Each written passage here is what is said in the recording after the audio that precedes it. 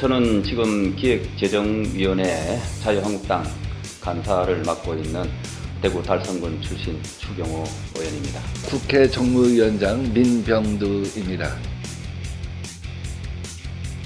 법인세 최고 세율을 문재인 정부 들어와서 22%에서 25%로 올렸습니다. 주요 경쟁국에 비해서 굉장히 높은 수준입니다.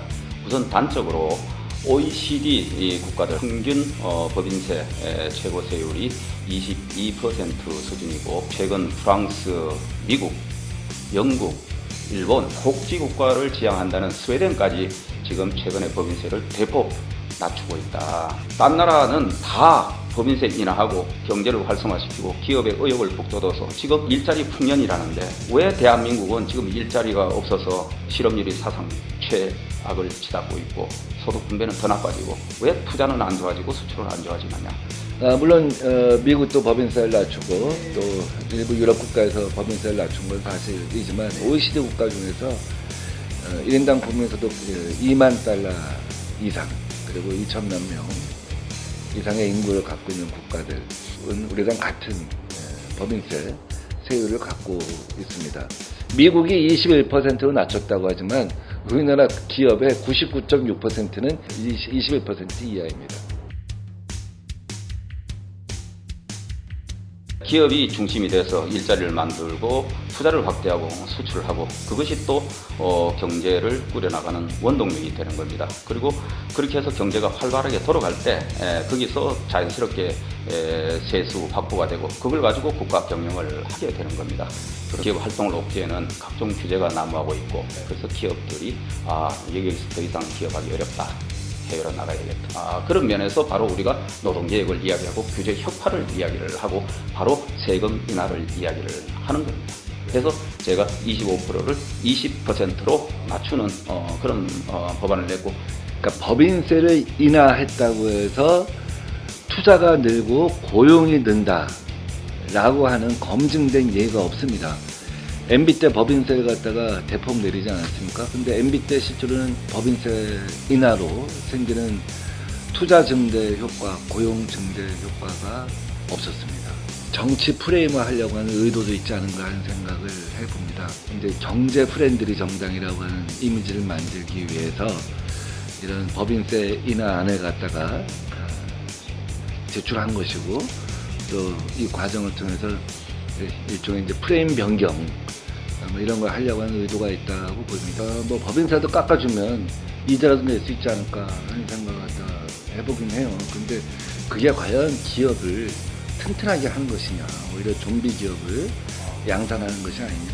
그래서 전반적으로 이 대기업은 대기업답게 하고 중견기업들이 활성화되어 있고 이렇게 하기 위해서는 그것을 꼭 세금의 문제로만 접근할 것이 아니라 전반적인 노동의 개혁, 이런 것들이 같이 가야 될 것이다.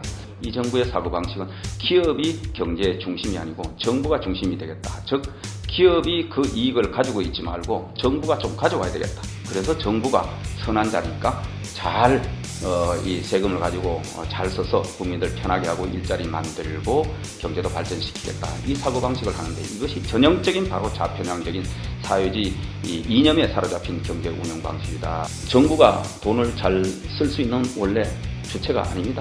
정부는 태생적으로, 공공은 태생적으로 비효율적인 조직입니다.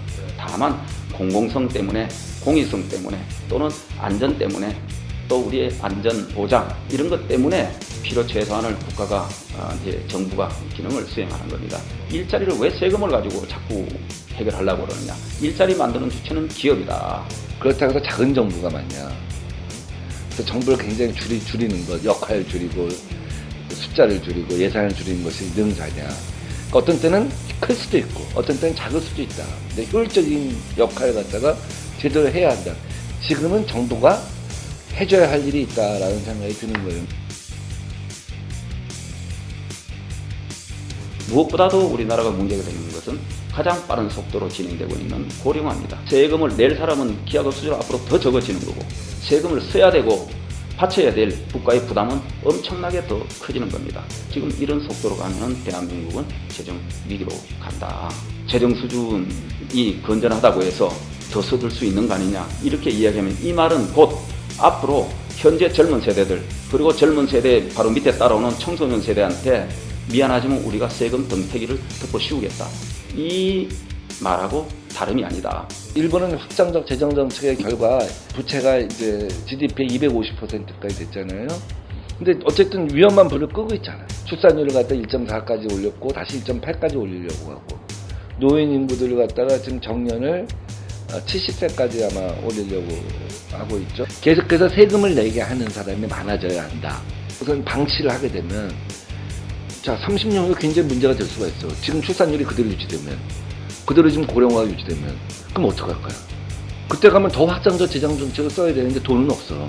그러니까 지금 여유가 있을 때 돈을 써갖고 불을 끄고 새로운 싹이 산불을 끄고 새로운 싹이 피게 해놔야지만 미래에 불을 갖다가 우리가 예방하는 것이다.